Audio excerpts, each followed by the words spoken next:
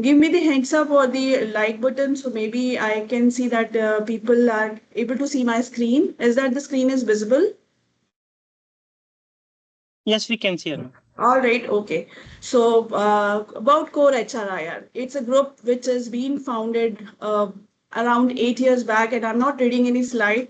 It's in my mind and my heart because I am also a core member. I'm your host for the day. My name is Anu Agarwal, and I'm an HR professional of the active group member of Core HRIR. So during the inception or the seed movement of the Core HRIR, I was a part of it. So it's a group of pragmatic, professional, and progressive HR groups, which is the core concept is networking, collaboration, sharing, brainstorming, and of course, learning. HR is all about continuous learning. Yes. So what I'll cover, it's just, I'll not cover all the things because it's been a journey. So it'll not take, a couple of hours. It'll like maybe, number of days. But I'll complete few glimpses of our group. So our group has enriching journey of pragmatic, professional, progressive HR group established in 2017. Yes, I'm right, 8 years back. And after 2 years, we're going to cover 10 years of our journey. We started a group of 500 people in a WhatsApp group. And now we have 14,000 members across the worldwide with almost the HR colleagues and the faculty people working in Fortune 500 companies. That's a big achievement for the core HII group, and we will continue our journey.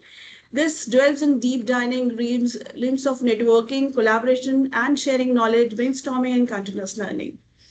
Yes, we have a vision of becoming a global HR network that shares, appreciates, understands the evolving dynamics of HR. So this group has been started by Veer Bharat, who is there in the current webinar. So he is the one who started this concept with few fellow members, which you can see on the screen. So these are the core HR people that really came out as an journey that how we should do and help each other in learning journey of learning and growing journey of each other. So core HIR involves a lot of philosophy revolving in a synergy of mixing multiple knowledge sharing and master classes. We have multiple initiatives happening across last many years.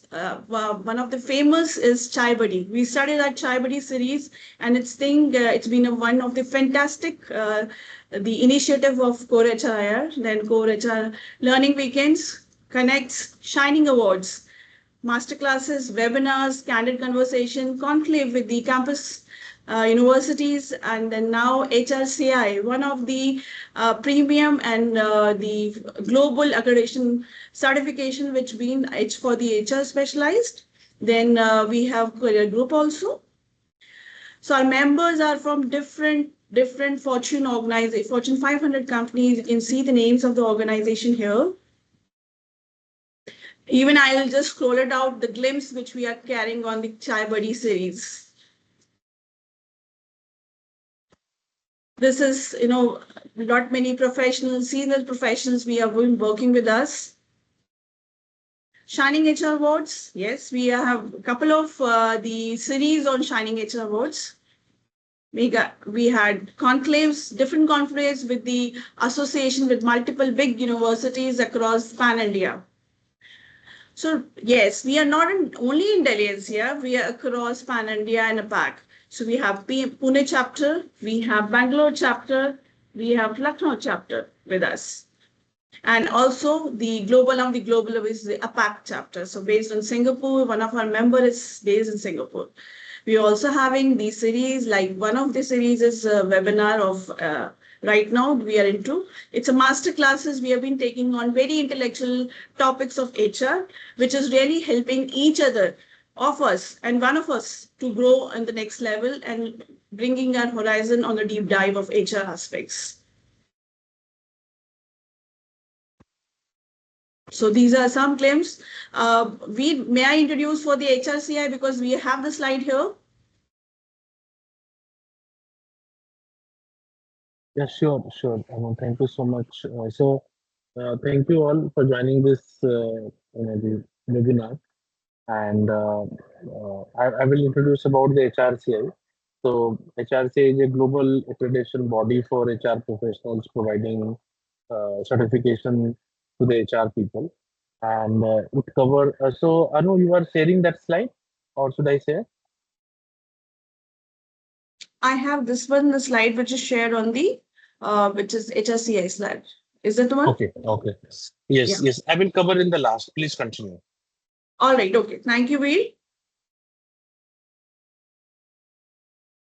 Again, some claims that we have got the association of core HRIR with the HRCI group. And many of the fellow members, I think we can really give a count of on our people that how many HR people have become now international senior professional certified from India, and it's been becoming a global certificate, a global recognition to across multiple countries. Yes, I request you all join us as in our thriving journey as a community of HR core HRI group. So here we are for networking, bringing growth to each other, learning, innovating new things, and it's a supportive community of core HRI. Thank you.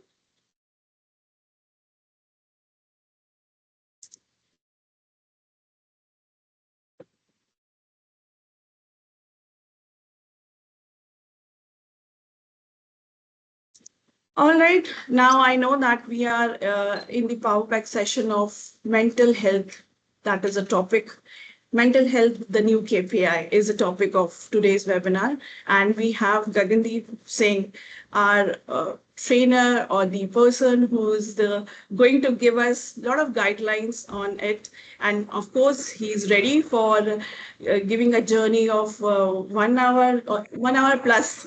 It's been 2 hours of journey, and then let's experience whatever we have with us. All right. So, what is the topic is all about? The topic is mental health, the new KPI. Why we have been needed on it? So, mental health is all about thinking about the psychology. So for years, company has been measuring the success through revenue, productivity, market shares. But today, the hidden KPI is shaping all of this. Mental health, stress, burnout, anxiety are no longer just a personal issues. They are becoming, the organizational concerns also. They directly impact performance, retention, and innovation.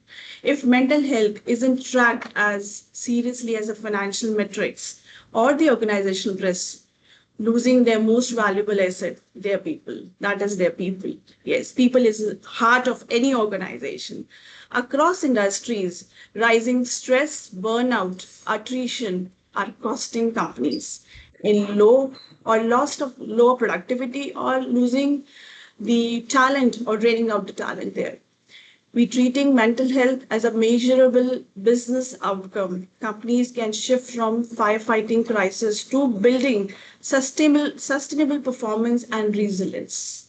On this note, I would like to introduce our trainer of the day, and I'm going to share the profile of Gagan.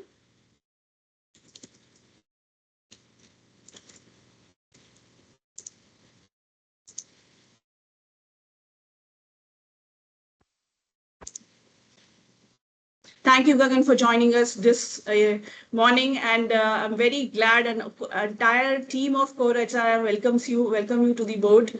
And I'll take the opportunity to introduce Gagan on this note. Gagan is leadership coach, organizational psychologist, and a founder of Health Excellence Consulting. All right.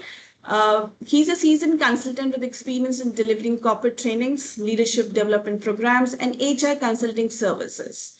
He is a master in sports psychology. He has done MBA in human resource, one of us, and a bachelor's of engineering, electronic engineering. That's good to hear about Gagan. And Gagan, oh, that's more on it. He's not only the HR profession, he's also a coach, ICF coach, right? And a professional coach. He has also had a journey of human resource business partner. He's certified as a human resource business partner, certified as a mind gym trainer. That's also impressive. He has more than 10 years of total corporate experience working as an engineer with Ericsson and a human resource manager with Reliance Industries in India. Founded Hello Excellence Consulting in year 2021 for providing organizational psychology services to Indian companies. Over 600 training programs delivered in last 4 years. That's a big count. He has played an instrumental role in assisting clients in transforming company culture through sports psychology based interventions. Worked with a diverse range of tech clients from various industries. He's been working with IT, manufacturing, energy, retail, logistics, legal, management consulting, assisting individual and organization across 6 continents. Big count. Nurturing a niche clientage in small and mixed level Indian IT organizations. So thank you, Gagan, and over to you to take the journey of next 2 years and 2 hours of us. I think I'm unsharing my screen and over to you, Gagan. Thank you, Anu, for that wonderful introduction. Hi, everyone. Good morning. It's a pleasure to be here. Thank you, Veer and Praveen, for inviting me to this wonderful session. I am very, very honored to be given this opportunity to share my learnings around mental health with all of you. So, today's session, like Anu mentioned, is on the topic of mental health, the new KPI. So, before we begin today's session, I would like to share my screen with you.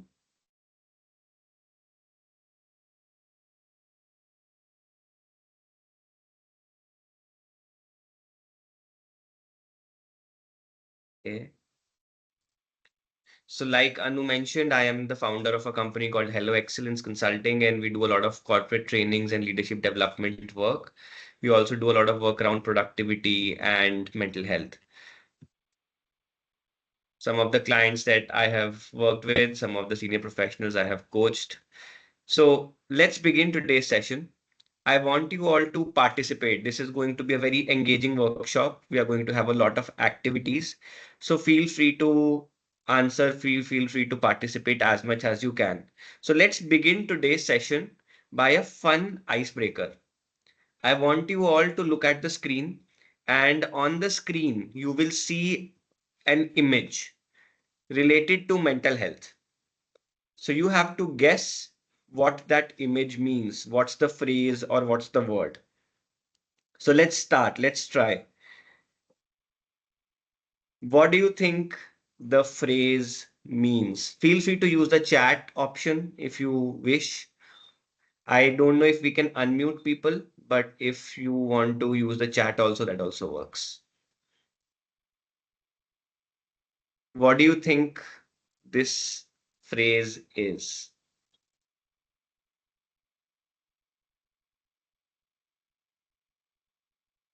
Race for success, thakna mana hai, under stress, obstacles, very close, very, very close. Any other thoughts?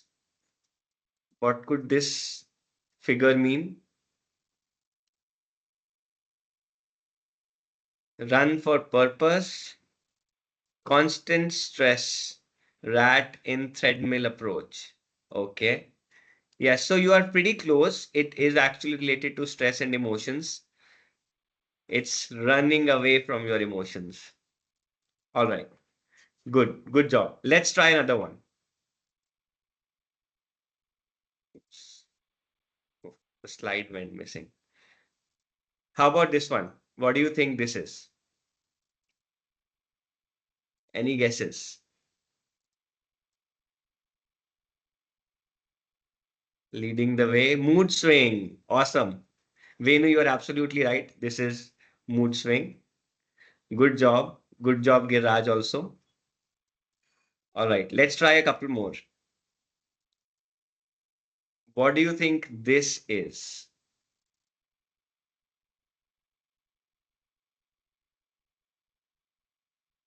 Relax. Anger. Yes, anger is pretty close. Stretching. Perfect. Krishna, that's what it is. It's overstretching yourself. Awesome. Let's try one more. What do you think this is? This is slightly hard. Stuck in the middle, don't know where to go. Very nice. I like that one. Yes. I think that's pretty correct too. Any other guesses? Feeling lost, constant stress, seeking help, stuck in. Yes, stuck in multiple emotions. Perfect. Yes. So it's drowning in emotions, stuck in emotions. Wonderful. Here's the last one. This is slightly tough. Way out, no way out. Okay, that's close. What's written? What's the name of the person? What's written on the jersey?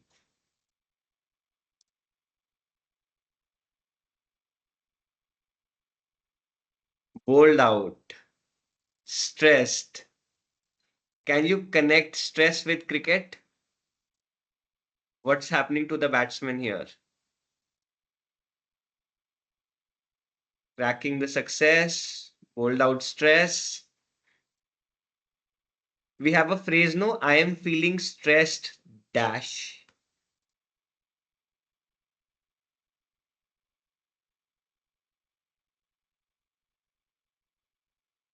Stressed out. Perfect. Awesome. Good job. Yes. So it was stressed out. Most of you got it absolutely right. Perfect. So let's do another activity. I want you all to to go to www.menti.com and there enter this game code and then tell us what is your most common strategy for dealing with stress, because today's session is on mental health, is on dealing with stress. So what's your most common strategy for dealing with stress, and then we will discuss what are some healthy practices, what are some unhealthy practices. So feel free to go to www.menti.com and then enter this game code 33626253. I'll share the other browser also.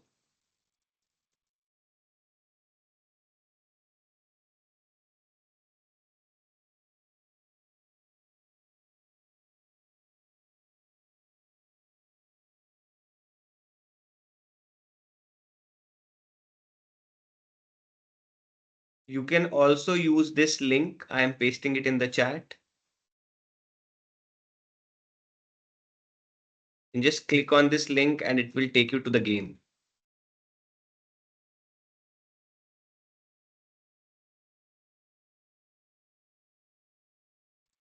So the answers have started to come in. So the most common strategy of dealing with stress right now, people are saying it's planning. Wonderful. Yes, planning reduces a lot of stress.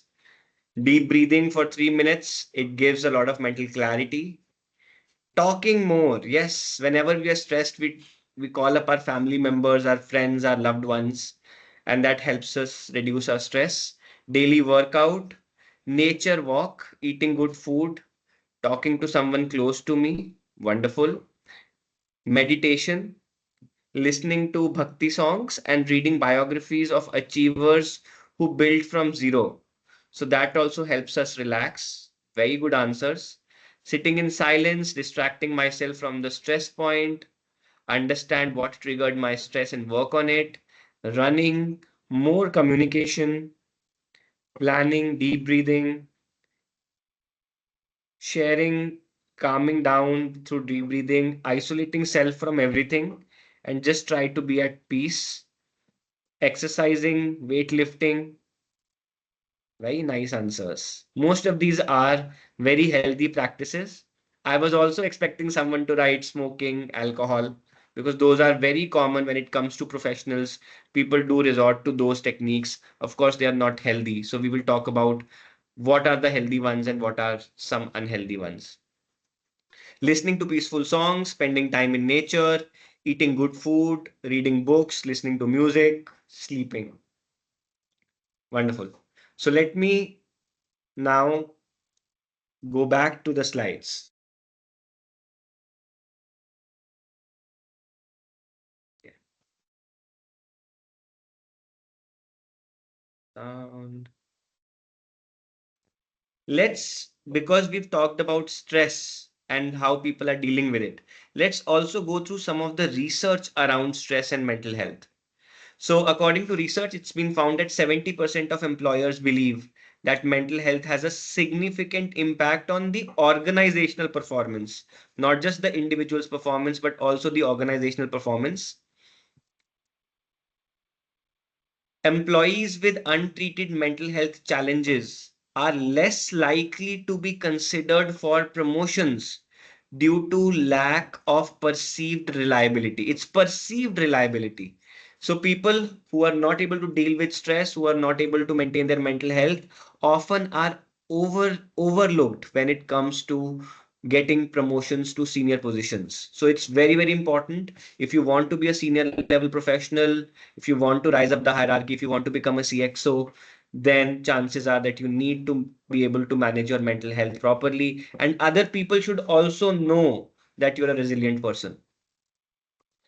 Poor mental health has been strongly associated with chronic physical health conditions, including cardiovascular disease, diabetes, and gastrointestinal issues.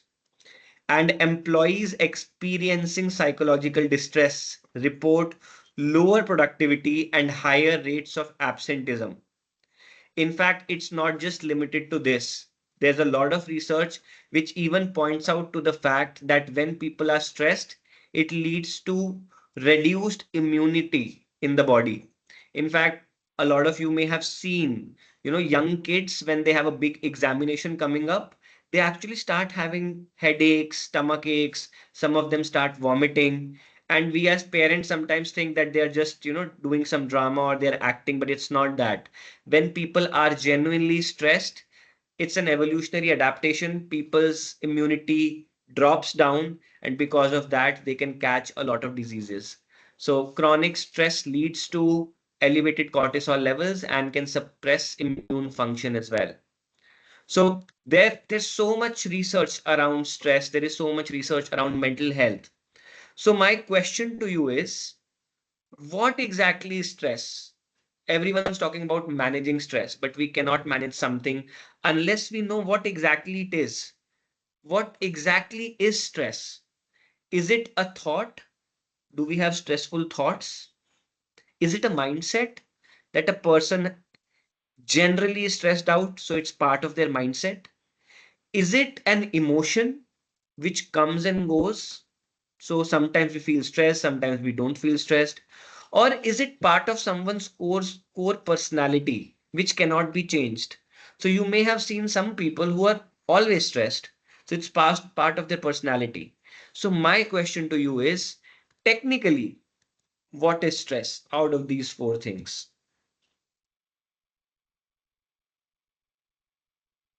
So someone is saying emotions, thoughts, mindset.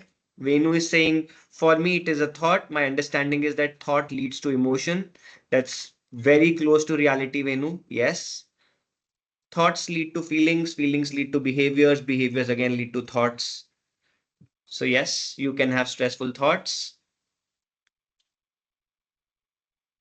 Someone says unwanted thoughts. Okay. Krishna says it's a mindset. Aruna says it's personality. Perfect. Yes. So most of you are right. There are stressful thoughts also. It sometimes becomes a part of the mindset also if done repeatedly. But technically, stress is an emotion. It's an emotion which comes and goes. That's why we say, I am feeling stressed. So stress is a feeling. Feelings are basically the things that our body responds to, and we get some sensations in our body. That's what a feeling is. So, my question to you is, what are feelings? What are emotions? And why do they exist in the human body? Can we ask people to unmute if they want to share something? Let's say if they want to talk about this. Is it possible? Yes, so they have to message, and then I will give the permission. Perfect. Okay. So I would love to hear all of your thoughts. Why do emotions exist in the human body? Why do we have feelings? And do other animals also have feelings? Does a rat also have feelings? Does a cat also have feelings? Why do feelings exist in human experience? So if you want to share through mic, feel free to text Veer. Veer will unmute you and you can share with all of us. Else, feel free to use the chat as well. We are happy with both. So Shweta is saying it is we have emotions to express ourselves. Very nice. Okay. Geeta says yes, all of us have feelings and emotions. Raj is saying it is our ability to express, which is not there in other creatures. So Raj, my question to you is, do dogs have emotions?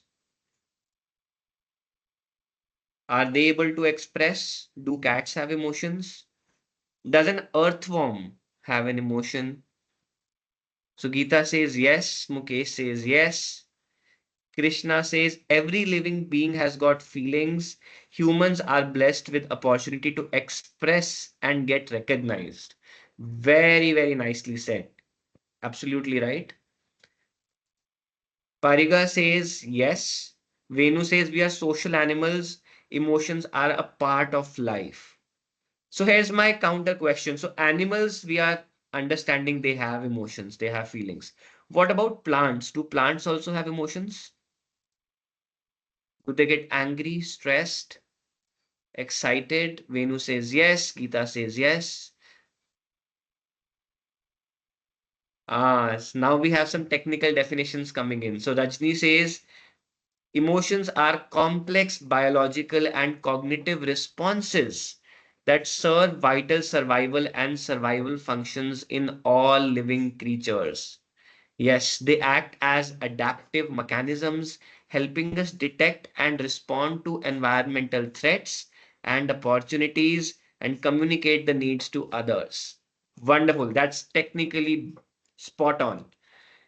Emotions are basically evolutionary adaptations which developed in animals. Now, what you see as this human body, it is a result of millions of years of evolution.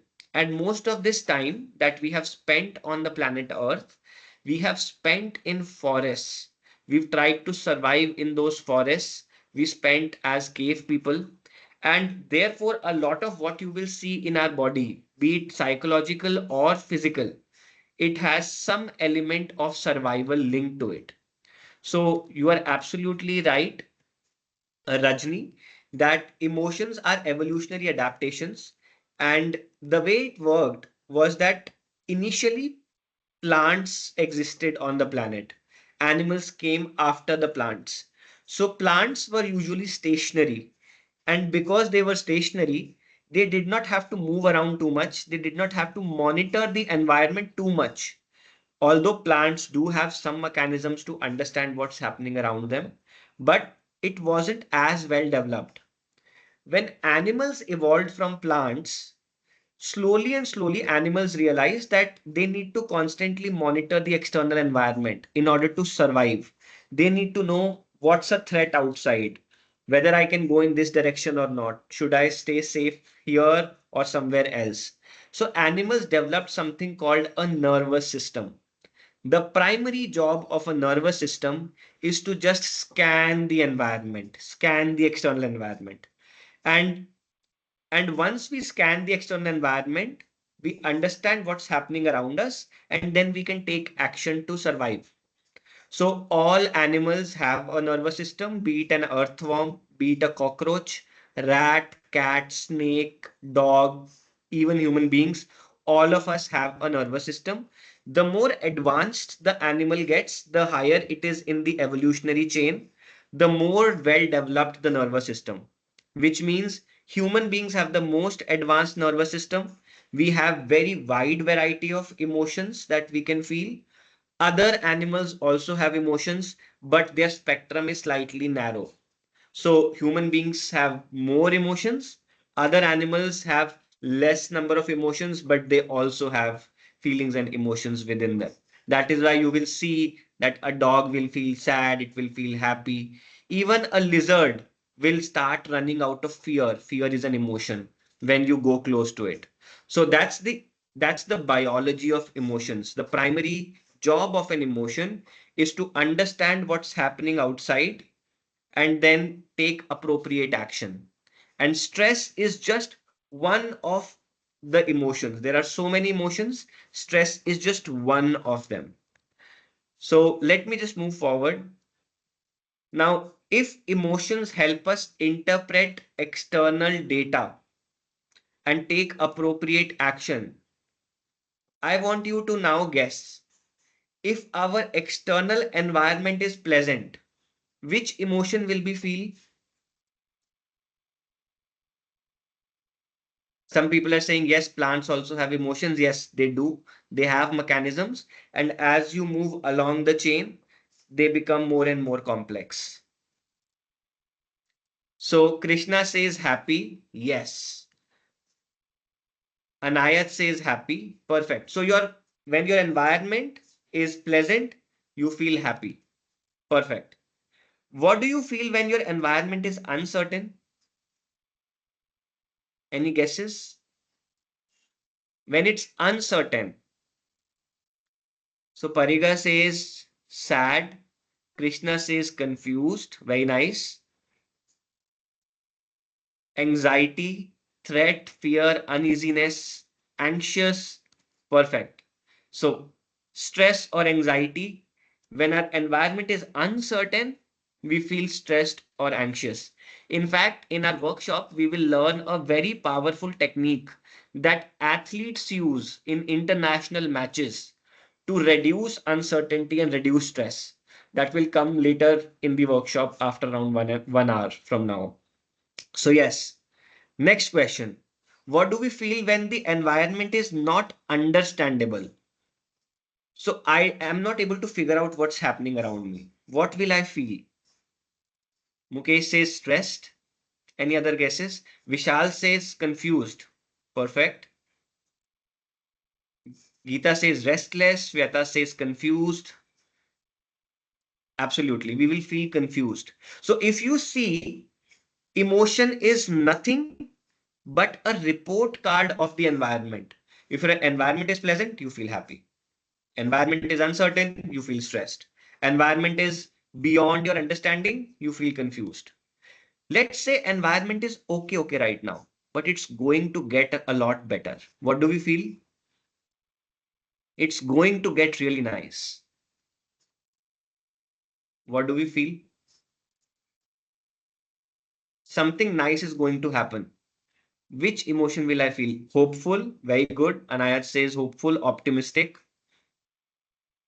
Let's say some of our best friends are coming the next day. What do we feel?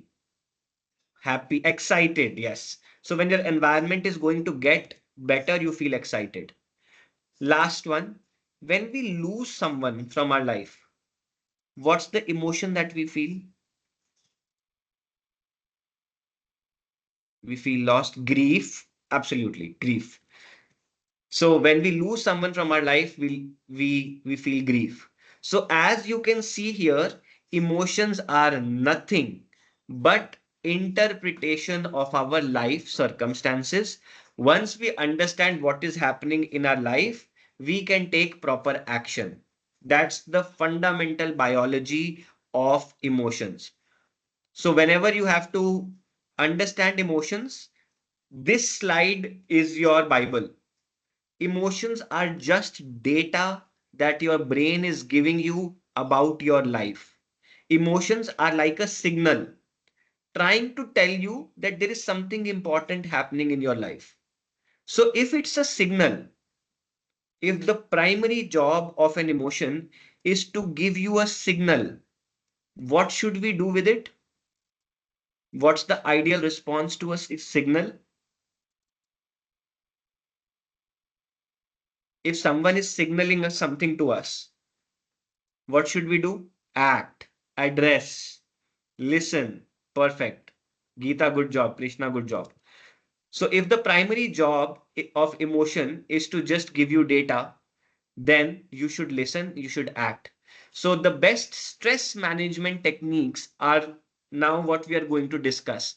Now that we know the biology, that it's data, and data needs to be analyzed, it needs to be understood, it needs to be acted upon. That's exactly what we need to do with emotion. If you are able to do that, it's a healthy form of stress management. If you do not deal with the problem, if you do not understand it, if you suppress it, run away from it, then what happens? We have unhealthy mechanisms which increase the intensity of emotions. So, just to give you another idea, it's like a signal, right? Let's say I'm calling out to Veer. I'm saying, hey, Veer, listen to me.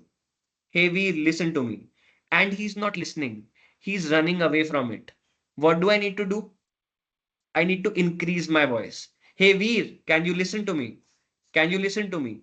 If he still doesn't listen, I will keep on increasing the intensity of my voice until he can listen to me. Same happens with emotions. If you do not address them, if you do not take action, if you do not listen to them, they keep on increasing in intensity and therefore they can pile up and become psychological problems after some time. So, there are four major ways of dealing with stress, and I'm going to give you all four categories and then we will do a very interesting activity. Okay. The first one is thoughtful action because there's a problem in life. If you take thoughtful action, your stress levels will go down. This is the most recommended technique for dealing with stress. So if let's say you are feeling stressed because you've not done a good job at workplace and you are stressed that you may not get promoted, the best way to deal with that is start taking small actions. Start reading more, start upskilling more, start connecting with your boss more so that you can understand what their expectations are. So, small actions will significantly reduce the level of stress because your brain is understanding that, okay, I am telling this person something and they're acting on it. So, that's the best way.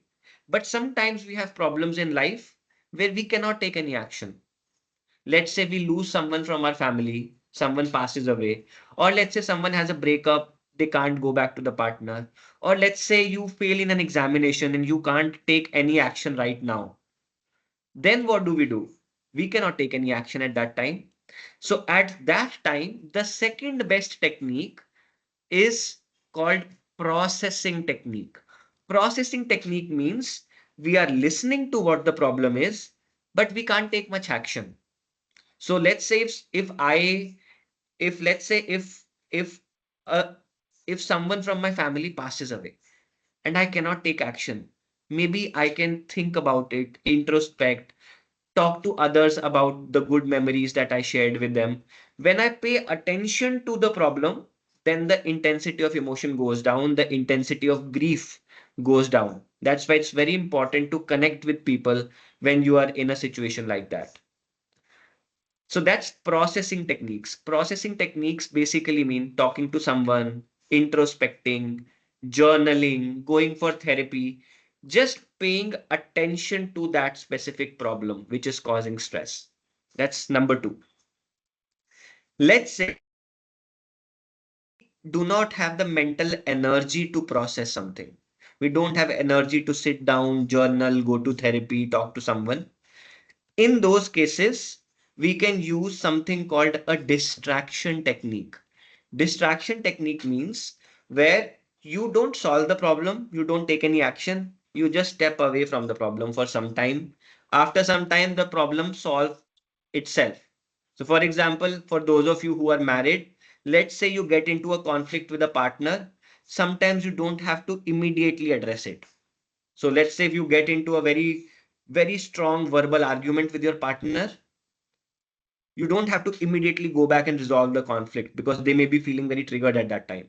So at that time, you go for a walk, they go for a walk, you do your thing, they do their thing. After some time, both of you calm down, you come back and it's okay. So some problems solve themselves with time. So there you don't have to take any action. There you can use some distraction techniques. So eating, sleeping, exercising, or even, some people resort to drinking and smoking. Those are all distraction techniques. Now, distraction techniques are not always good and they are not always bad.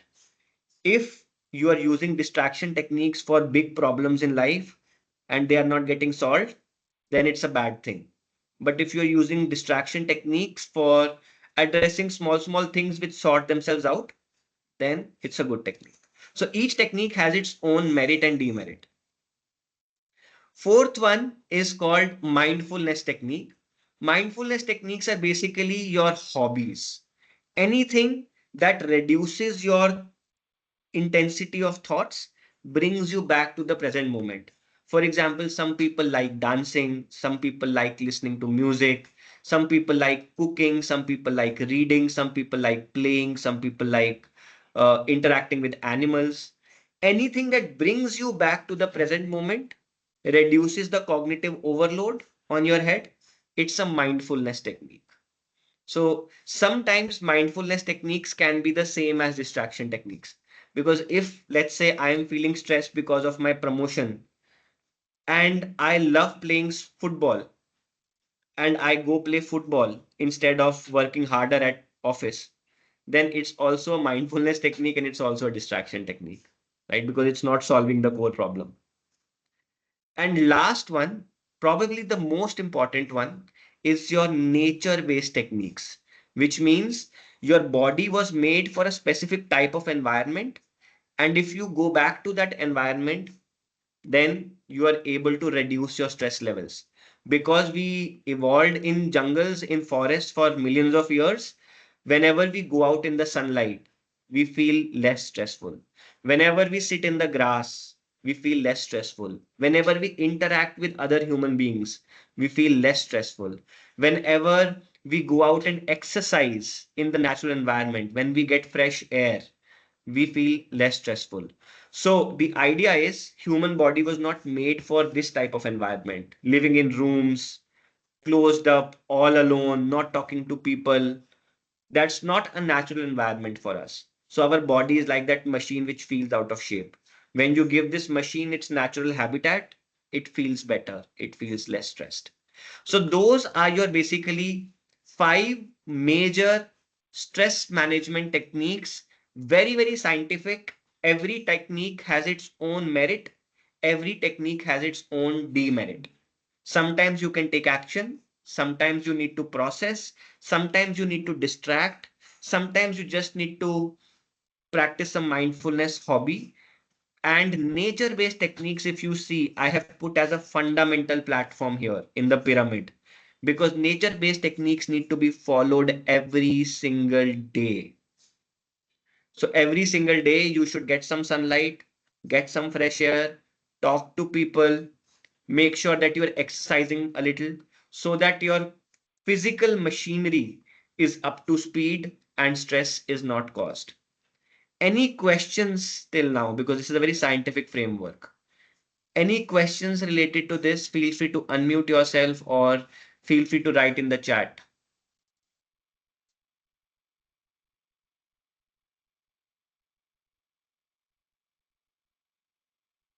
Any questions, any thoughts related to this framework?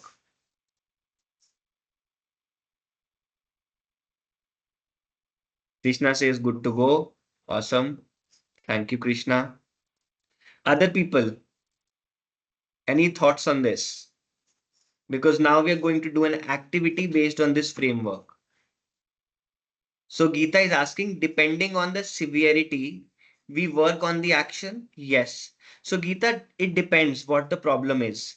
If there is a problem which can be solved through action, then I always recommend taking action. So let's say if someone is feeling stressed because of a big examination the next day and they've not studied, then studying will reduce the stress. So, but sometimes there are problems which cannot be solved. We can't do anything about them. Let's say we get along very well with our manager, and suddenly the manager leaves the company and there's a new manager. We can't do much about. about it at that time, right? The best we can do is build a new relationship with the new one. So sometimes we can take action, sometimes we can't do much. So we just have to process and then move on.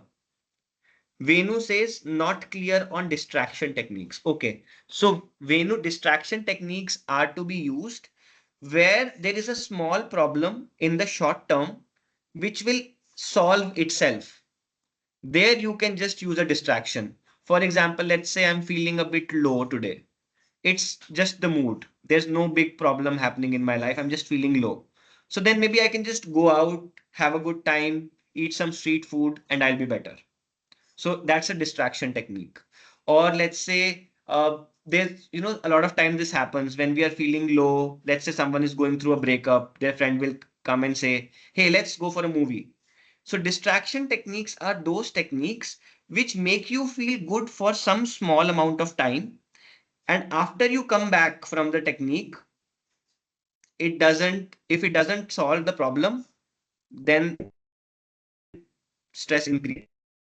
So, for example, let's say I have a big interview tomorrow for a job, and I'm feeling stressed because I'm not prepared. I go out, I just have fun because I'm feeling stressed. So I just go out, chat with friends, do some exercise, eat some street food. After I come back, stress will be higher because the problem is not yet solved. But after I come back, if I'm feeling much better, then and problem has solved itself, then I can move on. So that's what distraction techniques are. They are just short-term techniques, sometimes helpful, sometimes not helpful. A lot of people use smoking and drinking as a distraction technique to shove their problems away. Not a healthy idea.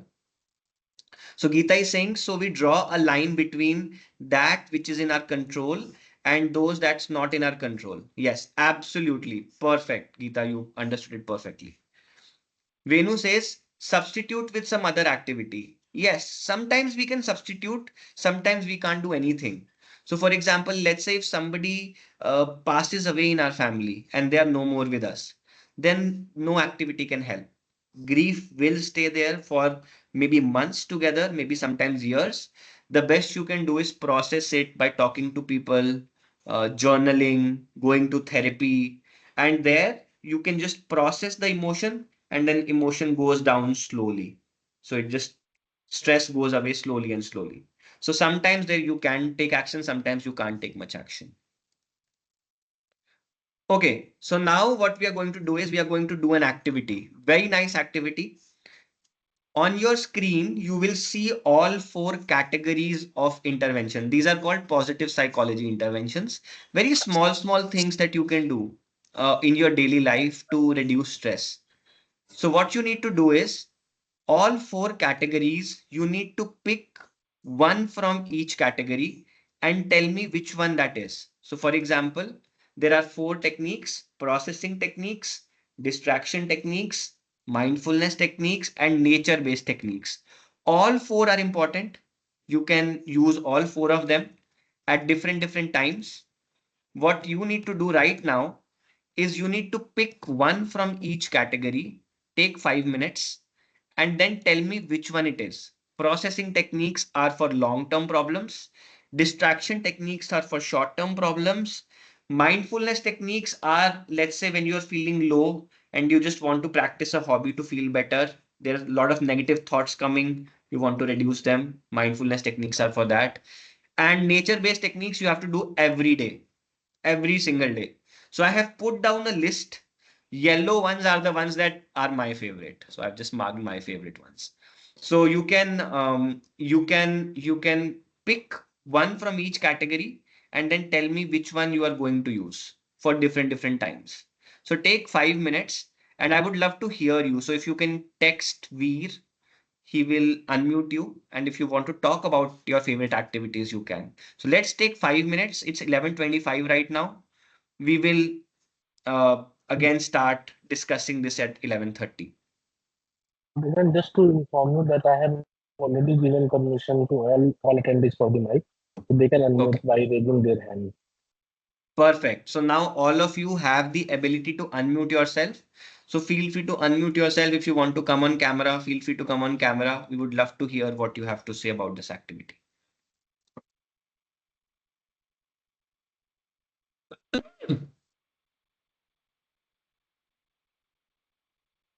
And if you have any questions, feel free to ask.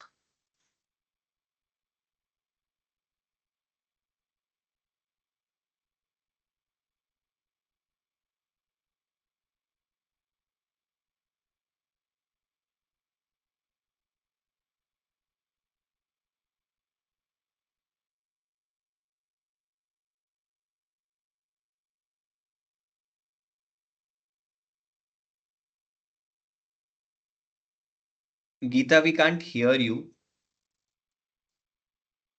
No.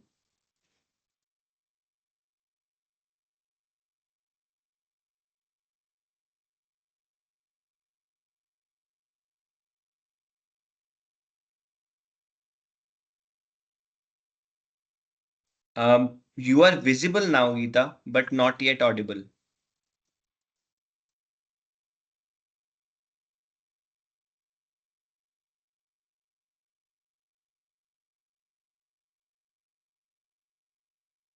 Aruna is asking, whenever we meditate, all negative thoughts about the future come in.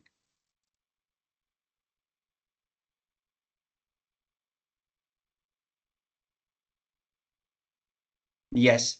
So meditation is basically the practice of sitting with yourself.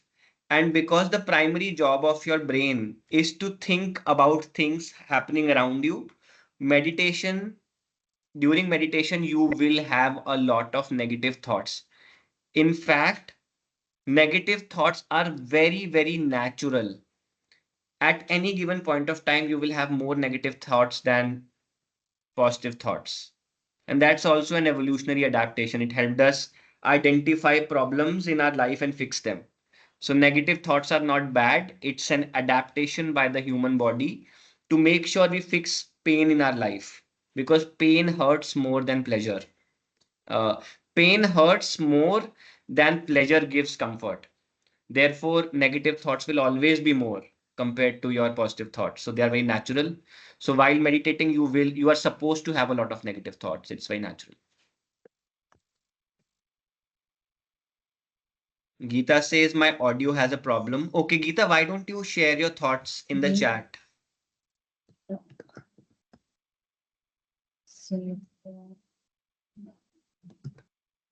PK Mishra says to tell someone wise, it gives relax and support and get suggestions to sort things out. Yes, absolutely right. When we talk to someone, when we give them advice, we also feel good. They also feel good because they know their problem can be solved. So I want you to pick one technique from each category, whichever your favorite one is, and tell me which one is your favorite one.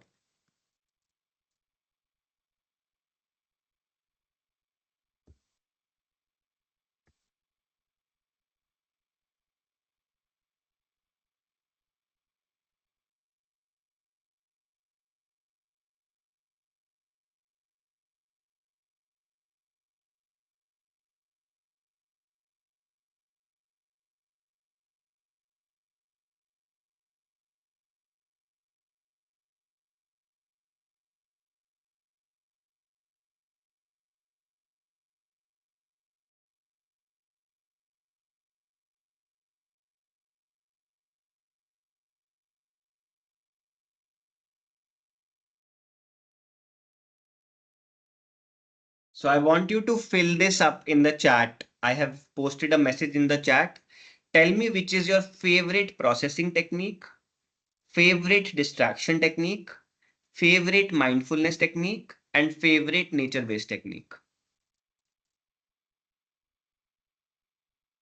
Aruna says, so if there is a thought, let it be. We need to conquer it via planning. Yes, you will always have a lot of thoughts. Sometimes you will be able to plan, take action, and conquer it. Sometimes you will not be able to do it. But thought will always be there. In fact, more negative thoughts will be there than positive ones. So Geeta says self-talk. So Geeta, give me the answer in the format that I shared in the chat. Tell me your four favorite ones.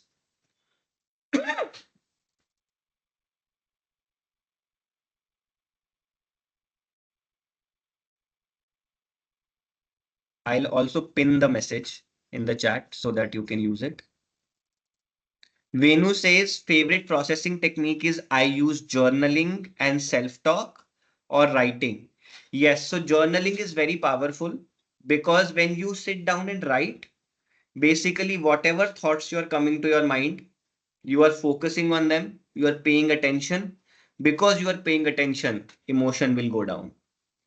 So journaling is very powerful, introspection is very powerful, self-talk is very powerful. Venu says distraction technique is watching movie or sleeping. I share that with you, Venu. I also sleep sometimes when I'm feeling stressed. When I get up, I am fresh, I am ready to tackle the problem. So wonderful. Mindfulness is meditation. Okay, great. And physiological is workout. Perfect. Thank you, Venu. Loved your answer. Mukesh says processing technique is talk to a friend. Very nice. Distraction technique is exercising. Wonderful.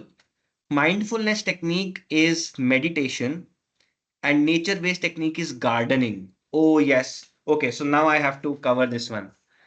There's some research which says that if you sit in the grass for 20 minutes every day, within a week, 70% of your stress will go down. So either you sit in the grass or you, let's say, do some gardening where you are touching soil and, touching the earth. The reason this happens is because our body has a lot of free radicals. They get neutralized through earthing. So whenever we go sit in the grass, bare feet, without any shoes, without any slippers, without any socks, or when we do gardening and we are touching the soil, basically through earthing, all the free radicals in our body get neutralized and body feels better. We feel de-stressed. In fact, I used to have attacks when I used to study in the US. Just by sitting in the grass, I was able to reduce them significantly. In fact, I was able to fix all of them within 3 weeks. So if you just sit in the grass, bare feet, maximum skin contact with the ground, you will see within 20 minutes your stress levels will go significantly down. It's probably the best instant stress reduction technique that I can tell you. So thank you, Mukesh, for bringing that up. Dhanashri says processing is talking to partner or mentor. That's your favorite one. Distraction is working out, listening to a playlist, or watching a movie. Mindfulness is meditation and practicing gratitude. And nature-based technique is gardening and long walks. Wonderful. Yes, long walks are very, very powerful when it comes to processing and stress management. I highly recommend people to go on long walks every day. Okay. Um, Geeta says self-talk. Giriraj says talking to someone wise, exercising, meditating, love and connection. Human beings are social creatures. We are herd animals. We survive by connecting with other people. For millions of years, we've survived by staying in groups, by staying in herd. That is why social connection is very important for us. It's literally linked to our physical survival. So when we feel isolated, when we are not in touch with our loved ones, people feel a lot of stress, anxiety, and depression. That is why during COVID-19, a lot of people in isolation faced severe depression. That's because human beings biologically are not meant to be alone. We are herd animals. We are meant to be in groups of people that we love. So thank you for bringing that up, Giriraj. Okay, let me go down. Aruna says favorite processing technique is writing all thoughts. Distraction techniques is watching a movie, listening to songs. Mindfulness technique is cooking food, chatting with mom and mother-in-law, get their experience. Favorite nature-based technique is cooking food. I love that. Thank you for sharing that. PK Mishra says going out for drive gives me distraction from problems and get me new energy. I totally relate with that. Can someone tell me why do we feel better when we go for a drive, especially when we are in a car or on a bike? Why do we feel de-stressed when we are driving a car? A lot of people feel better. Can somebody tell me why does that happen? What's the science behind it? Any guesses? Focus is moved away from the stress, Geeta. Yes, absolutely right. There is one more reason. Okay, surroundings change. PK Mishra is saying surroundings change. Absolutely. There's one more very important reason. Why do we feel good? Rishabh answered it. It's control. A lot of times we feel stressed when we feel out of control, when there's a lot of uncertainty. But when Then we are sitting, Raj has raised the hand. okay, so just coming to you, Raj, just give me 1 minute. Sorry for the delay. So Rishabh has perfectly pointed it out. When we are sitting behind a driving wheel, we feel in control of life. If I move the wheel this way, my car goes this way. If I move the wheel this way, my car goes this way. Because I feel in control of my surroundings, I'll feel better. So it reduces the stress significantly. I go for drives all the time when I'm feeling stressed. So wonderful, Rishabh. Good job. Raj, you have raised your hand. My apologies for keeping you waiting. Feel free to share what you want to share. Can you hear me? Yes, I can, Raj. Go ahead. Good morning. Uh, Good morning. very nice. I think a very interesting topic that you've taken up. So, the question that I was wanting to ask, sorry if there is a noise from the background. So, the question that I was wanting to ask, so there are four techniques on the screen. I Hmm. don't think they are straight jacketed, that you will be using only one technique from that one particular bucket. So there are Yes, multiple things that you can pick up from two or three different techniques and then use that. So maybe one is that you're going to eat food with your friends and also going to listen to music. You are going to talk to your mentor and also be maybe sharing a movie or seeing a movie or a food with the person. You may also be going out to eat food in a natural environment, and maybe you might also be listening to music. So there are multiple things that you can pick up from different things and then use them to de-stress, isn't it? absolutely. Absolutely. 100% correct. Yes, Raj, I agree with you. So There so will be that multiple things in each category. The reason I am making people do this activity is when people are usually stressed, they go so much in their own thoughts that they forget to use the activities. So sometimes people forget to use processing techniques, sometimes they forget to use distraction techniques, sometimes they forget to go for their favorite hobby, because when a person is stressed, when they have negative thoughts, they just go into a loop in their head. So the idea is just be conscious, you have a full toolkit. You can use multiple techniques. In fact, you can use multiple techniques at the same time, like you said, Raj. You can go out and with friends, have a good time, get some fresh air, drive around, watch a movie. So, multiple techniques coming together, and at the same time, your stress is also going down. So, I love what you said. and Absolutely right. usually what you do is you do something which is easily accessible and doable. In an office environment, if you don't have a natural environment to be sitting in, obviously you will not be able to do. So Yes. anything Perfect. during the office hours, you may not be able to do anything which is from NBT, nature based techniques. Yes. I So agree. something that 100%. that is related to your personal family problem, you may not be actually wanting to discuss it someone from outside, and writing it in a diary may not help. Absolutely. Because sometimes people read diaries also. So that's something that we have to be very careful of. Uh, in our culture, I've seen people's diaries being opened and read. So yeah, it's not always helpful to write diaries. Have a diary, keep it locked up. Or what I also recommend is, because journaling is so powerful as a stress management technique, what I recommend is write it on a piece of paper, and then after 15 minutes just tear the paper or burn it away. But writing does help. Thank you, Raj. Wonderful insights. I love them. Thank you. Uh, PK Mishra says, how to deal with toxic environment and reduce stress? How do we measure mental health KPIs? Okay, wonderful. So I'm going in the next slide. Actually, 2 slides from now, I'm going to discuss what are some exact parameters that you can use to keep yourself mentally fit when it comes to dealing with toxic environment and reducing stress. Okay, so I have a very different take on toxic environments.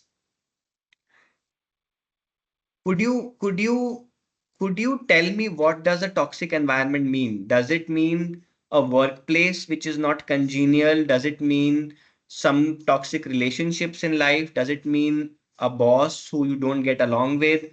Could it mean people who are very much interfering in your life? What does toxic mean?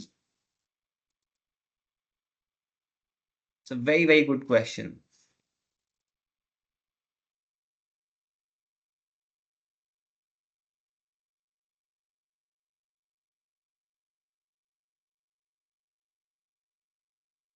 Unhealthy things in any way. Okay. So here's this is a very common question that comes to me. People say, what if I have a toxic work environment? How do I deal with that?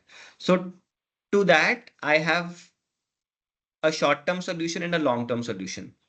The long-term solution is if it's a toxic place where you cannot get out of, or let's say you can't fix other people's behavior, then slowly moving out of that place is better.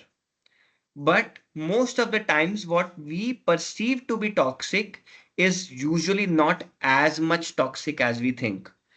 Usually, human beings, when they don't get along well with each other, they get, there's a lot of stress and strain between people, and that becomes toxic. So, there I ask people to develop their emotional intelligence. So, for example, let's say somebody has a toxic boss. Let's say the boss is someone who's very focused on themselves. They don't like to appreciate. They are someone who dump their work on you at the last moment without any planning, without any preparation. Let's say a very disorganized boss, very high on narcissism. There also, I say that even if your boss is somebody like that, try to understand their patterns. Human beings are very predictable. We have patterns. Once you understand what is it that other person really wants and enjoys, start giving them that. Basically, relationships are nothing but emotion management, not even expectation management. It's emotion management. So just create a lot of positive emotion for the other person. Now, for example, let's say I have worked really hard on a project and I deserve the credit. But sometimes this happens. Let's say my boss, they go and take the whole credit, right? Let's say that's a toxic environment. That's an example of toxic boss. There you need to understand the personality of your boss. If they are someone who likes a lot of credit, start giving them credit, start appreciating them. Once you start doing that, they will feel good around you. Once they feel good around you, they will make your life less toxic. So we may not like to do such certain things for our, people in our relationships because we don't like it. And as a result, those things become toxic. I am saying detach from your own needs for some time, understand the pattern of a human being, and start giving them positive emotions. You will see things will become much better. If they still don't improve, then I say just leave the relationship. Go out of it. Don't have to waste your time. There are lots and lots of companies out there, very good bosses, very good opportunities. But before you move out, you need to learn how to keep your boss happy so that they make your life easy. Most relationships, what we think as toxic, are usually not as much toxic if we are socially intelligent, if we are emotionally intelligent. So it's a very controversial answer, but I always teach people start observing people. In fact, yesterday only I was reading a very interesting article. There's a South Korean practice called Nunchi. I'm writing that in the chat. This is a practice that is done with South Korean children, where they are asked to sit down and just observe people around them without saying anything. So once you start observing people, know who is in which mood, what is their priority, what's their motivator, what's their trigger, you start understanding what they want. Then you can just start giving them what they want. So your relationships become smooth. It's a very, very powerful technique. I would, highly recommend you to read more on it. It's called Nunchi. And in South Korea, all children are made to sit and observe other human beings so that they can read their mind much better. You can actually read people's minds if you are able to identify the patterns. So read more on this. Most toxic relationships get better if you practice Nunchi. Otherwise, if they still don't improve, it's okay. Move out of a toxic relationship, make your life easy. There are a lot of good people in the world. You don't have to stay stuck in toxic relationships for a very long time. Raj, go ahead. So there is a new technique which is, from the NBT technique only, cow cuddling. I think it started from Netherlands and it has picked up like anything in US and UK. People go and hug a cow, Yeah, and that actually, de-stresses people like anything. yes. Yeah, and it's very, very powerful because cows are usually not very aggressive. And human beings feel safe when we get some physical contact because we are herd animals biologically. So cuddling a cow is usually safe. Although I have had a bad experience once, but most of the times it's very safe. So I can guess why this technique works. It's scientifically correct. To be around animals is something that's a technically correct technique for dealing with stress. I love that, Raj. I'm going to read more on that.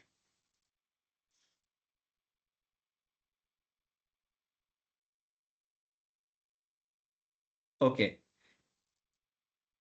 So just one last 30 seconds on this same activity. Like Raj also mentioned, different techniques will be used in different times. So sometimes you need to use processing techniques for long time genuine problems. Sometimes you need to use distraction techniques. Sometimes you need to use mindfulness techniques. Sometimes you need to use your nature-based techniques. And nature-based techniques have to be used every day. So on this screen, I want you to take a screenshot of this slide, take a printout, write down what your stress management techniques are in each fill in the blank, write down your name, sign it off, and put it in your bedroom so that whenever you are feeling stressed, you can just go to that specific technique. Most of us forget to use techniques when we are stressed. We just go into a negative spiral in our head. So take a printout, write down your favorite technique, put your name on it. It creates emotional investment. Put your signature, put it in your bedroom. I generally don't recommend office because why give people unnecessary data? So I don't recommend that. But in your bedroom or in your house, take, put this certificate there, and then it will remind you of what the best practice is for you for dealing with stress. Just visit that sheet of paper whenever you're stressed the next time.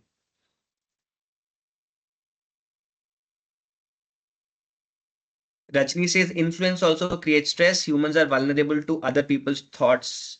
Yes, absolutely true. So that's why it's very important to be around people who are good, who are non-toxic, who are a very good mix of love and challenge. We can't be in the company of people we love all the time because then we will not grow. We can't be in the company of only the people who challenge us because then we will not feel loved.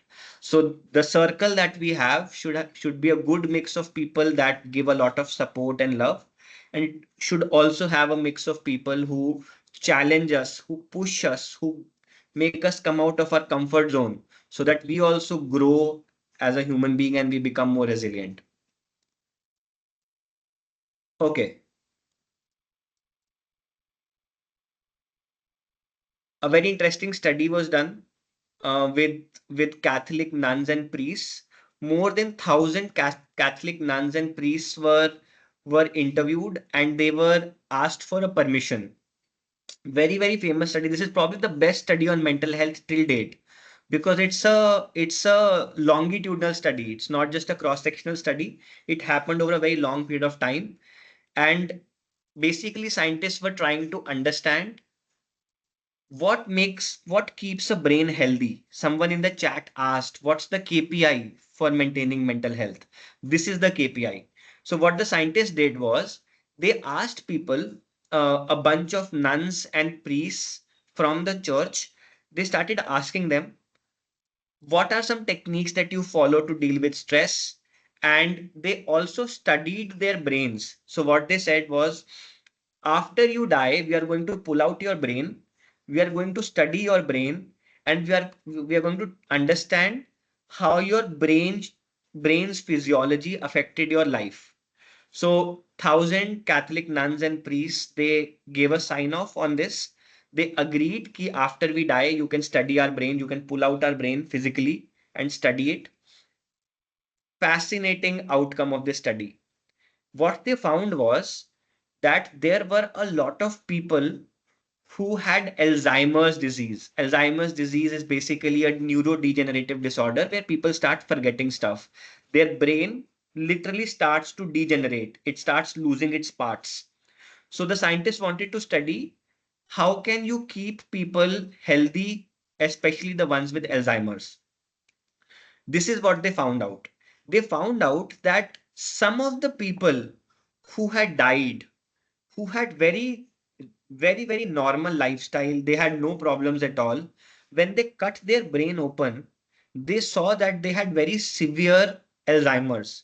In fact, they had very significant portions of their brain missing completely because of the degeneration. But despite of physical degeneration, there were no symptoms of mental health disorder in their life throughout. So scientists were curious, how the hell is this happening? They literally don't have their full brain and they're still very functional and healthy in life. What kept them healthy? This is what they found out. They found out that these Catholic nuns or priests had a purpose in life, which was to promote their religion, right? So having a purpose in life, having a goal in life keeps your brain active, it keeps you going, and it reduces stress. So if you want to have a good mental health, have a goal in life and start chasing that goal, start taking action. Number two, their routine was stable, which means they got up at the same time, they ate at the same time, they exercised at the same time, they slept at the same time. When you are having a stable routine in life, uncertainty goes down. And if uncertainty goes down, stress goes down. So if you want to have a very good lifestyle, if you want to have good mental health, have a relatively stable routine. That's why most of our parents say, no, get up at the same time, get up early in the morning, go for some exercise, eat at the same time, sleep at the same time. Those are best practices. Number three, these Catholic nuns and priests had a lot of social connection. So every day they would go out to the church, meet with people, talk to them, share stories, have fun with them. So social connection is very important. So you need to have 3 or 4 good friends in your life or good people in your life that you can talk to, you can connect with. Number three. Number four, physical exercise and games. All of these nuns and priests who had very good life experience despite having Alzheimer's were exercising every day. So what generally CDC recommends, CDC is the Center for Disease Control in the US, it recommends 220 minutes of exercise every week, which comes down to roughly 30 minutes every day. So 30 minutes of moderate exercise you should be doing, because that's what your body was meant for. People in jungles used to run a lot, they used to hunt a lot. So when you are running, your body is basically feeling better. In fact, the primary function of the brain was to scan, right? Scan movement. So if you stop your movement in life, your brain starts to degenerate, your IQ starts to drop. So you need to have physical exercise in your life. I know we as Indian professionals, we work so hard. We work 12, 14, 16 hours every day, and there is not enough time to exercise. So I highly recommend people to start very small, start with just 5 minutes, do something that you enjoy, not very stressful, something that you enjoy. If you like playing badminton, if you like to go out for, small running, brisk walking, or even normal walking. You need to have some physical movement every day. Otherwise, your mental health will degenerate very, very rapidly. And our workplaces are anyway very, very high performance driven. We work really hard because we are a developing nation.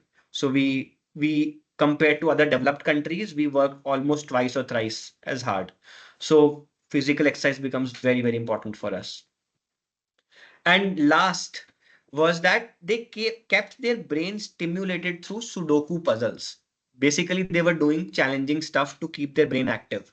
Brain is just like a muscle. The more you use it, the better it gets.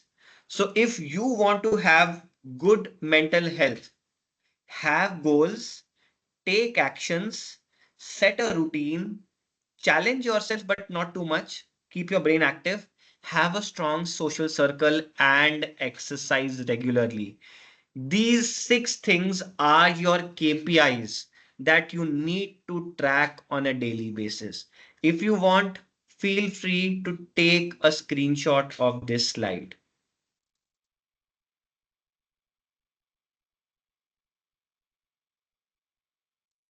This is the slide for tracking your mental health. The more KPIs you check off, the better it's going to be.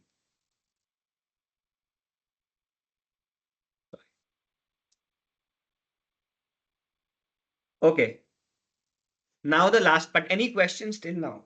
Bharat says, uh, Japanese technique Ikigai. Yes, Ikigai is a framework that you can use to find your purpose in life, and that will keep you going. In fact, there was very interesting research around, I think, Veer, did you write this? Yes, yes. Would you like to talk about it? Would you like to tell people what it No, means? I think I have just mentioned because you mentioned about the nuns, the purpose of the Yeah, life. So in yeah, yeah. line with that, I have added it. Yes. Ikigai is a very powerful Japanese tool for finding out your purpose. It's a Venn diagram. What you love, what you're good at, what the world needs, and what it pays well for. So, four categories. Intersection of all four is your Ikigai. It's your purpose in life. If you find out what your purpose is, start chasing it, you will have better mental health. There was this very interesting research with people in Japan who were living above 100 years. And what they found was a correlation. Most people who lived beyond 100 years actually were following their ikigai on everyday basis. They had made their purpose their profession. So thank you, Veer, for bringing this up. Okay, previous slide. I'm just bringing it up. Here's the previous slide, Divya, for you. Take a quick snapshot, and then we have to move to the last part of today's session, which is sport psychology based stress management technique. So, for those of you who don't know what sports psychology is, international athletes have certain secret tools and techniques that they use on the field to improve their performance, to improve their productivity. One of the problems that athletes face is stress because everybody is watching. There is so much money on the line. You are being telecast on television, and there is so much performance pressure that athletes have to use certain techniques to manage their stress. So, one of the tools, there are a lot of sports psychology techniques for managing stress, for improving motivation. In fact, I did my master's in sports psychology. It's a fascinating field of psychology that talks about performance enhancement. There are a lot of tools, but today we are going to talk about one tool that you can use for improving your stress management, for reducing uncertainty in your life. This technique can be used every night before going to sleep. So let me pull it up. How many of you have heard of the word called visualization? Can someone tell me what it is? What do you know about it? Feel free to unmute yourself if you want. Hi, am I audible? Dhanashri here. Yes. Hello. So, yeah, am I audible? Yes, you are. Okay. So, visualization technique is a technique that you imagine things, whatever you want to achieve is Yeah. already there in the present. That is about Perfect. visualization. So, in case I Done. want to be, I'm winning a particular medal, I'm imagining that yes, I have the medal in my hand, I have the cup in my hand. That is the visualization. Wonderful, Shri. Thank you so much. Yes, so you basically imagine what you want. Krishna also says, imagine what you want to be. Divya says, creating a mental map of your goal as if you are living in the moment. PK Mishra says, visualization means representation of motions and actions. Yes, so in simple terms, it means imagining whatever can happen in your life. Sometimes you can imagine, like Shri mentioned, what you want हाँ from life, what you want from life. Sometimes you can नहीं even बेटा imagine.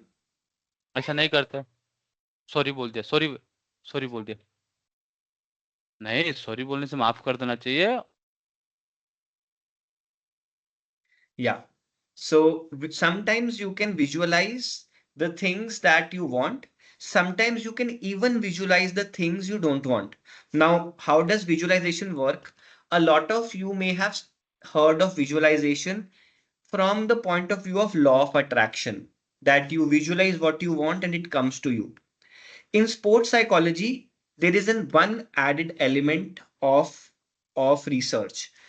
In sports psychology, visualization means imagining all possible scenarios, all the good ones also, all the bad ones also.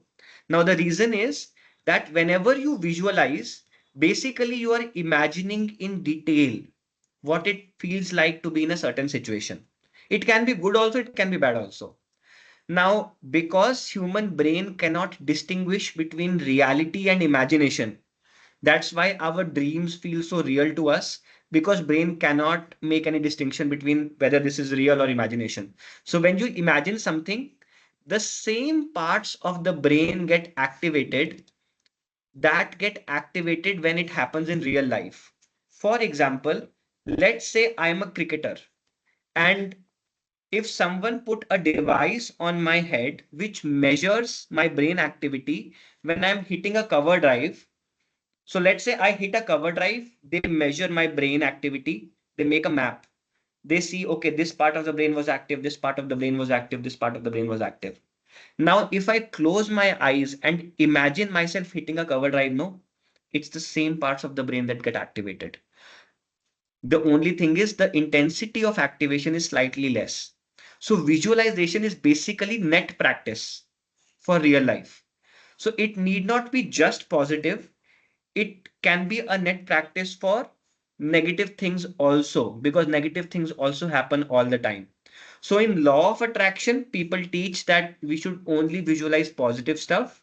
In sports psychology, we teach people that you should visualize all possible scenarios. You should, so for example, if you have your performance discussion, performance appraisal meeting happening tomorrow, so you should close your eyes one night before, imagine how it would feel for your boss to give you appreciation. So then you know how to respond to that. You should also imagine your boss giving you bad feedback so that your brain gets prepared for that also. You can also imagine your boss not saying anything at all also. So then that way your brain knows what to do when that also happens. So basically, visualization is preparing your brain for all scenarios, not just positive ones, all of them, so that when they happen, you are not surprised. Uncertainty leads to surprise, surprise leads to stress. So the moment you visualize all possible scenarios, uncertainty goes down, surprise element goes down, and therefore your stress response also goes down. So that's the fundamental framework of visualization. Slightly different from law of attraction, but I highly recommend people to not just think positive, also think negative things, imagine negative things. Um, so here's some scientific research. Whenever you visualize, it triggers a low level electrical activity as if something has actually been performed. It also builds a neuromuscular pattern that can be accessed later because usually it's a complex set of activities that your brain is doing. It's also a psychological exercise for your brain to build muscles. And because you are already imagining all the good and bad things, when the bad things happen, you are not stressed. Your response is better. When your response is better, your performance is better. So when we do this workshop for cricketers or footballers, we ask them to visualize that the other team is sledging, that the crowd is booing, that the crowd is appreciating, that you are getting injured. All the bad things that can happen, you also need to imagine that, so that when they happen, if they were to happen, you don't feel stressed in the moment, you don't get surprised. Right? Any questions?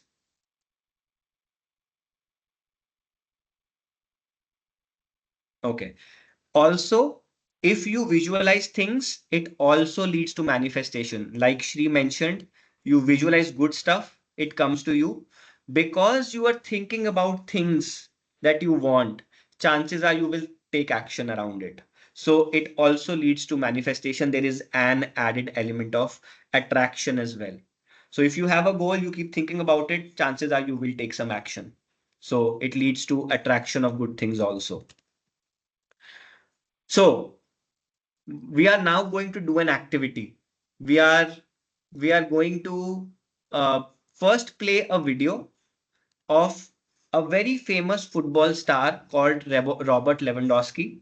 He tells us how he visualizes every night before the match, and how it prepares him for the actual situation. And then we will do a 7-minute visualization activity ourselves, right? So I'm going to play that video for all of you. Let's hope you can hear it. Let's see how Robert Lewandowski, he's one of the top strikers in the world right now. After Ronaldo and Messi, I think he's the third most famous one. He's a Polish striker, very famous. Let's see what he has to say about visualization. You use the same part of your brain to visualize an action as when performing it for real. So the night before every match, get yourself game ready by mentally rehearsing scenarios you're likely to face. Start by visualizing the pitch, the ground you'll be playing in, when the game is, day or night, the weather, the opposition. Now imagine your team is on the break. Time your run. Control the ball perfectly. But when you visualize, don't watch yourself. See it through your own eyes. Decide how to beat the keeper. Feel a clean connection through the ball and hear the crowd erupt around you. When you visualize, you're training your brain for when the time comes.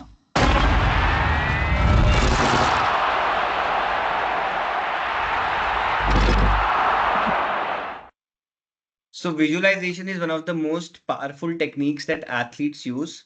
In fact, Michael Phelps has this very famous incident in 2008 Olympics, Beijing Olympics.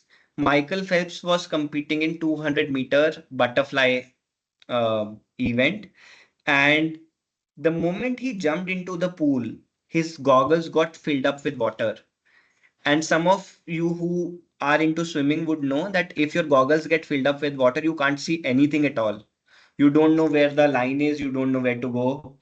So Michael Phelps is an expert visualizer. And And what he used to do was he used to practice for hours visualizing all possible scenarios.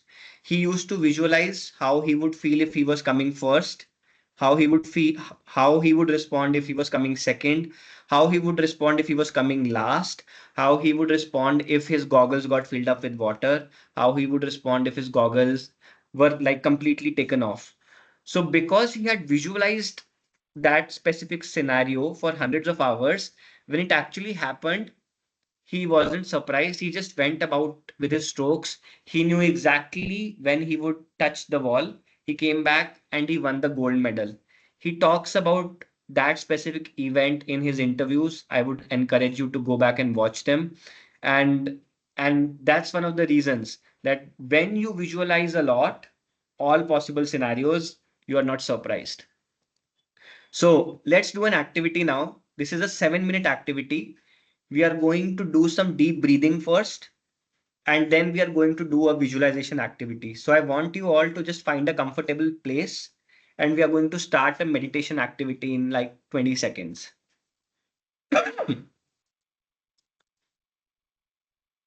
So just find a comfortable place. We are going to start with like 2 minutes of deep breathing.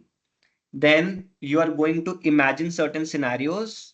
There will be a script that will be played. You just have to imagine how that script went along. Then at the end of the activity, we'll ask you how you're feeling. Then we'll end today's session. This is the last activity for today. So give me a thumbs up if you are ready for this activity. Give me a few thumbs ups. Raj is ready, Mukesh is ready, Rushabh is ready. Shri, how about you? Krishna is ready. Shri is ready. Venu is ready. Good. All right. So find a comfortable place. And now we are going to start with some deep breathing.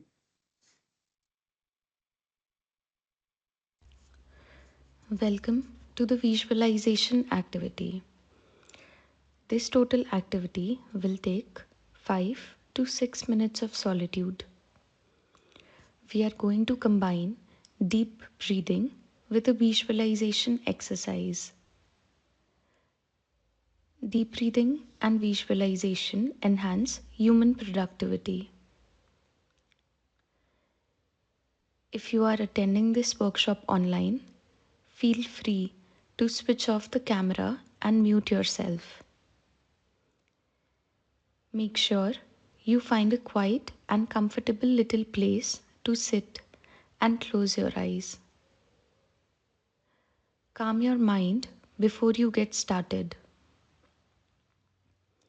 For the next 60 seconds, we will do a deep breathing activity. We will take a deep breath in, then hold it for some time, then exhale for some time, and hold it again for some time. We will repeat this cycle for 4 times for around a minute. So I want you to close your eyes and take a deep breath in. Hold your breath. Exhale. Hold again. We will repeat the cycle. Inhale. Hold your breath. Exhale. Hold again. Again, inhale. Hold. Exhale. Hold. One last time. Inhale. Hold. Exhale. Hold.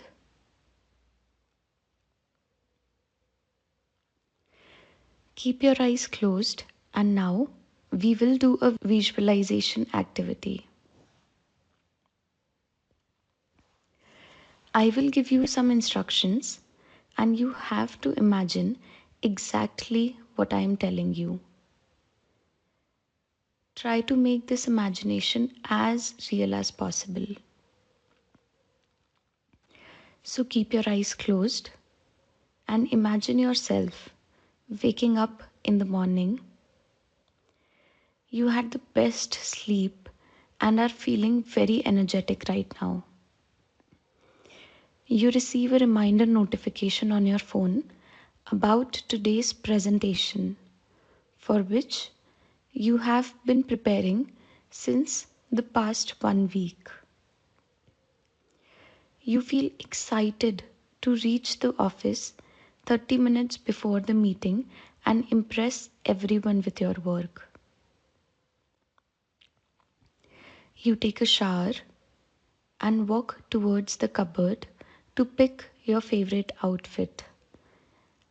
An awesome day demands an awesome outfit.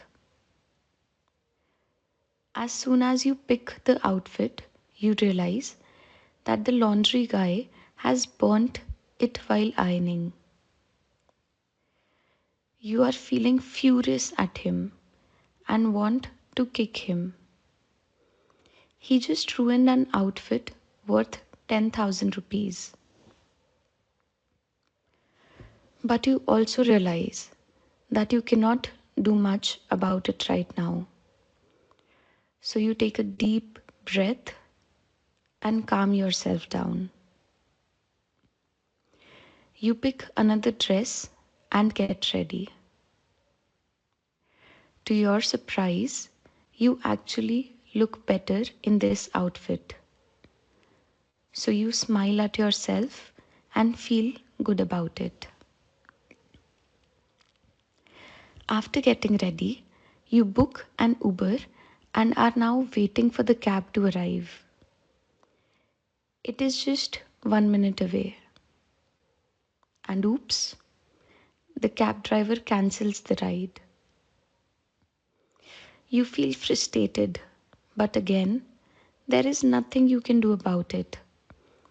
It seems that some things are not going to go as planned today. It's okay, that's life.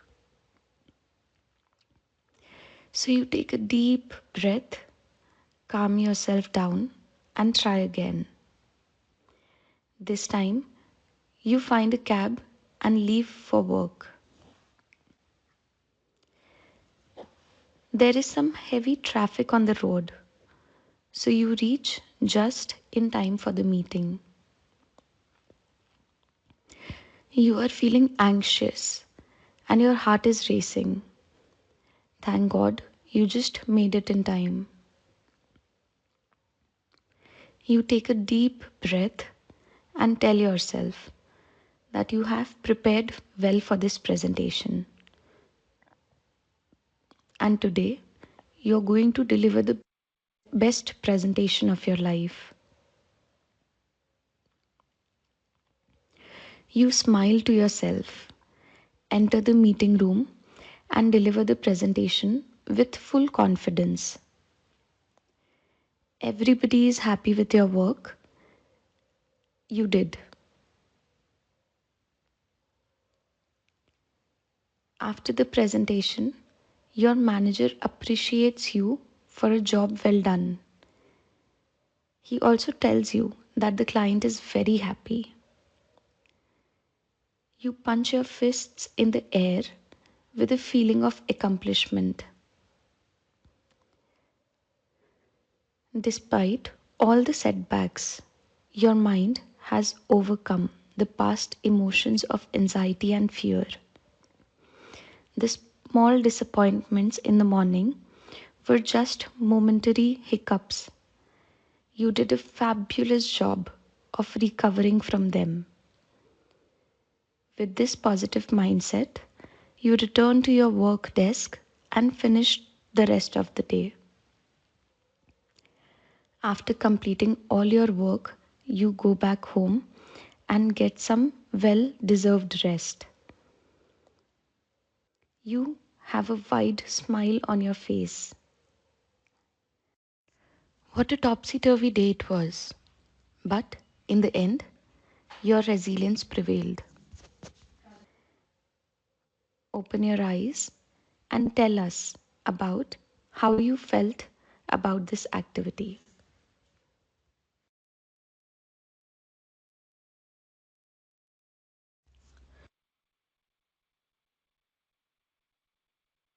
All right, how are you all feeling? Feel free to unmute or write in the chat how the activity was.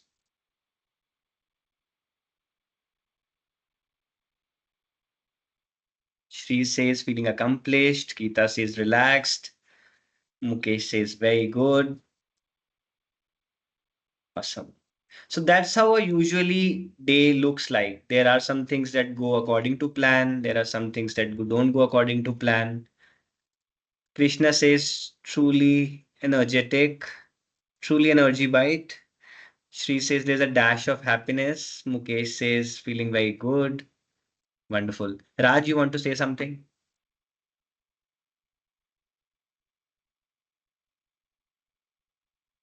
Okay. Giraj says very good activity, feeling energized. Yes, so that's what visualization does. It prepares you for all the challenges so that when you face them, you're not as surprised, you're not as stressed. And of course, deep breathing, it reduces the stress significantly. In fact, when we work with athletes, especially when we work with cricketers, we recommend them that just before you face a ball, take like a long deep breath. So deep breath would mean long inhale, holding for as much as you can, then exhaling for as long as you can, and then again holding for as long as you can. So one or two cycles of long deep breaths also reduces stress significantly. For those of you who follow football, who are Cristiano Ronaldo fans, always notice before taking any free kick or penalty, Cristiano Ronaldo takes a very long deep breath to reduce his stress. So, with that, we've covered a lot today. We talked about the neuroscience of emotions, why they exist. We talked about stress as an emotion. We talked about positive psychology interventions. We talked about religious order study, which basically gives you the KPIs for your mental health. We also learned how international athletes reduce uncertainty so that they don't feel stressed in the moment and they can perform. So we covered a lot of things today. I would love for all of you to take a couple of minutes and tell me what you learned today, what are you taking away? And then I would want to hand over the podium to Anu and Veer from. So feel free to unmute yourself, feel free to write in the chat. What did you learn today? How was your experience? And what are you taking away from today's session?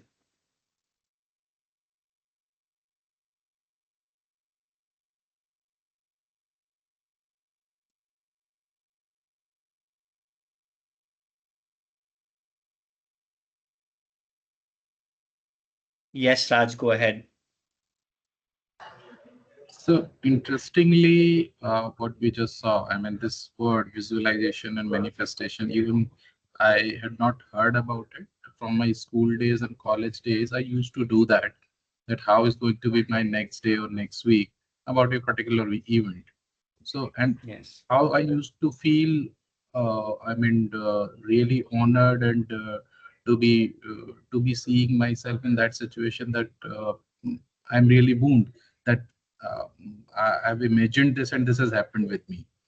I never knew Yeah. that this is the manifestation which is working in the background actually. So really interesting, and now I can understand and relate it with when I'm in the corporate world and I'm first time heard of manifestation and visualization. Really nice. Thank you. Awesome. Thank you, Raj, for sharing that. Yes, I absolutely agree with you on that. Radha says, great session. Geeta says, thank you, Radha. Geeta says, my takeaway, certain parts of it was like a refresher to me. I learned the benefit of visualization. The whole session was structured, crisp, and not rushed with PPT slides. So thank you so much, Geeta, for the nice feedback. Anybody else would like to share? Yeah, I thoroughly enjoyed. Thanks for this nice session. Lot of inputs, a lot of takeaway messages so that I can start implementing. The good part, what I seen is the 4 quadrant. Like, yeah, we don't know. Like, we know many things, stress and all. We got a clarity looking at the quadrant, right? Where I can do, I can start looking at what are all the possible ways to, whether the process or a mindfulness, right? That I got a more clarity on that. Thanks a lot for your session. Thank you, Venu. Thank you so much. I'm glad you liked it. So Shri says very experiential. Dr. Shikha Arora says absolutely wonderful session. Thank you so much. Thank you for the kind words, Dr. Arora. Vishal says great session. Thank you, Vishal. Thank you, Geeta. If you have a couple of minutes, I would encourage you to feel free to This is write us a review. Apna Pariga Yes. here. Hi, Apna. And yeah, hi. This is a wonderful session, and I would say very thankful for this because there is no more slide, but practical things we learn here. And I learned from this session is visualization. And before doing anything, I think this is the one of the things we need to do it. I've never done this. We know that, but we never done. I will practice this one for more planning work, for more less stressful activities. Wonderful. Thank you so much, Thank Apna, for you. the kind Thank you. words. Yes. Thank you. If you have a couple of minutes, please feel free to write us a review also on Google. That would be really nice. It would really mean a lot. So I'll paste that link in the chat. Over to you, Anu and Veer. Thank you, Gagan. It was a very insightful, engaged session. I really, enjoyed not a bitter moment. I feel like, I am bored in the session, and rightly said by Raj Venu that it is deeply inclined towards the mental health. And my personal takeaway, for the stress management techniques, yes, I am a person who is more clear, more nearer to the nature, and that is there. One of the technique distraction. All the techniques are very, insightful. And example, I loved it. How to handle difficult boss is also very wonderful. Example you have given to us. And also Nunchi, South Korean technique. I will read it about it, and I'll advise people to read about it so that we can really use it in our day-to-day practice. Also, the design your own best practices cheat sheet. That is also important. So we will take it and try to paste it, and I personally will use it. That is. And rightly said by Venu that, we know the visualization techniques. We were doing it in ups and downs, but we were not knowing the technical name of it. So now I know that is visualization. That's also, and lastly, great psychology of sports psychology shared. It is one of the out of box coming to me, and in the experience of my HR journey. So thank you, Gagan. Thank you, beautiful, lovely, our audience, because you having patiently listening for 2 hours is a kudos to all of you. And we have 1 minute. I'll hand over this to Bharat uh, to last words. Me to Yeah, you. thank you so much. Thank you, Anu. I think Gagan Uh, wanted to say Gagan, something. Go yes, ahead, yeah. Gagan. Yeah, No, I and just then wanted I'll to say say it. that thank you for inviting me. And because so many people have asked, maybe we can in future also have some certification around how to improve relationship with your bosses and how to deal with toxic places, workplaces, or how to improve your chances of promotions. Maybe that's something that people will really, benefit from. So yeah, that's just one idea I wanted to share. Yeah. Thank you so much, Gagan. It was really, fantastic session. So people, those who are HRCA certified and those who wanted to pursue the HRCA certification, so there is a slide which is mandated by the HRCA to share with all of you. I'm sharing it and I'll explain it in quick 1 minute. So if you can see my slide, please confirm. Hope my slide is visible to all of you. Yes, Is it we. visible? Yeah, thank Yeah. you. So HRCI is a global certification body which provides certification to all the HR professionals. and they offer different kind of certifications. So if you can see on my screen, APHRI for entry-level HR professionals, PHRI for mid-level HR professionals, SPHRI for senior-level HR professionals, and GPHR is for the global-level HR professionals that is offered by HRCI. If you wish to know more about it, you can visit our website, which is corehri.com, and you will able to know more information on the certification. I think. Thank you so much, Gagan. One more time from my side. I'll request Praveen also. Praveen is also, will add something. Go ahead, Praveen. So yeah, yeah, I just wanted to take the benefit, at all the time, from the some of the panelists and speaker. I would request Gagandeep, if any core HRIR member come from you for your professional services, I would request you to please extend a great discount and great services to them. And thank you so much. We will keep hosting you, and we will, keep negotiating, with our panelists also for the benefit of the HR fraternity. Thank you so much. Thank you. Sure. All right. With this note, we close our session, and thank you. We'll come back and stay tuned for the next webinar. Bye bye. Thank you. Take Thank you, care, everyone. everyone. Thank you. Thank you Thanks so for much all. joining Bye. us. Take care. Good day.